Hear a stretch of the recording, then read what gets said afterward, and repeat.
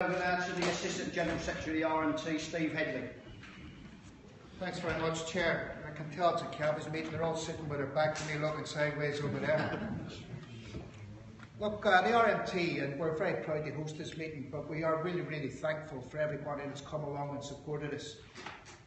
Whatever union you're in, if it's United, the GMB, the LTDA, the LTDT, whatever organisation, especially those people that have come right down from the Midlands, they've made the journey the whole way down there today. They sort out this plight for hire once and for all. And I have to echo some of the points, because some people will take this away and say, well, it's just a club and they're trying to keep everybody else out of the trade. Not at all. We understand there's a place for many cabs as long as they're licensed and regulated. But the fact of the matter is, it's not the same place as taxi drivers. They're two distinct forms of transport. And we've got this, the latest attack.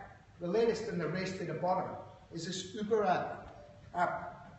It's convenient, isn't it, that David Cameron and his children grandparents have invested heavily in Uber. Boris Johnson's former assistant has got heavy investments in Uber. So all these people are tied up, supposedly impartial people, and they're actually tied up in this app that's going to bring the race to the bottom.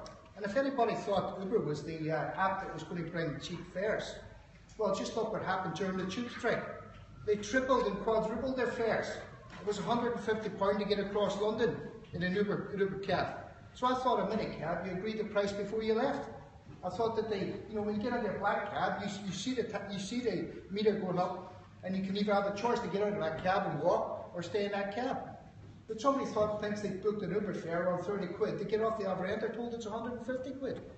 So I don't really think that the public, when they become absolutely aware of what this Uber is all about, will be as supportive as they tend to be at the minute. Because the vested interests are all making money of it, half of them in this place. I've got investments in Uber. So it's not a coincidence that this is getting pushed at the expense of the taxi fares.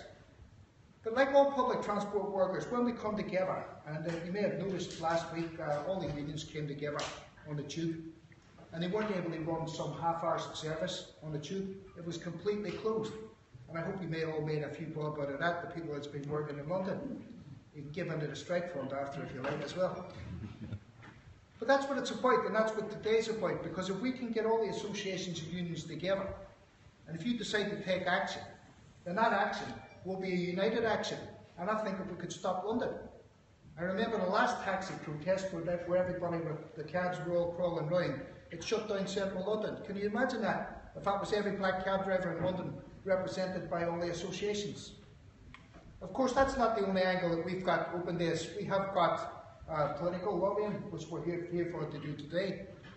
John McDonald, the chair of the RMT parliamentary group, should be arriving in a minute, and hopefully we'll get this legislation pinned down. We're also taking up a legal challenge. We've consulted barristers, and they're trying to get, as much as they can, pinned down a definition of client for hire that will stop people undermining what you're doing. Because I have to say, what this is about, at the end of the day, this is about absolute jealousy. You've got people who are well paid, they come in here and they lobby for interest groups and big business. They're well paid, but they don't like to see the ordinary man and woman like yourselves well paid. It's like the jealousy what they've got against tube drivers. Tube drivers aren't representative, by the way. We've got people on there earning £9 an hour cleaning stations, you never hear about them.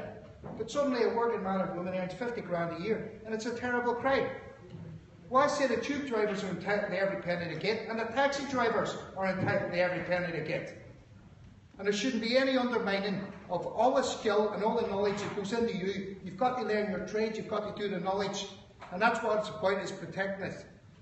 Because the RMT have never been a union that's been about a race to the bottom. What we want to do is lift every working class person up to a decent standard of living, where they don't have to go and get some daft job that they have to claim benefits on that the taxpayer pays anyway.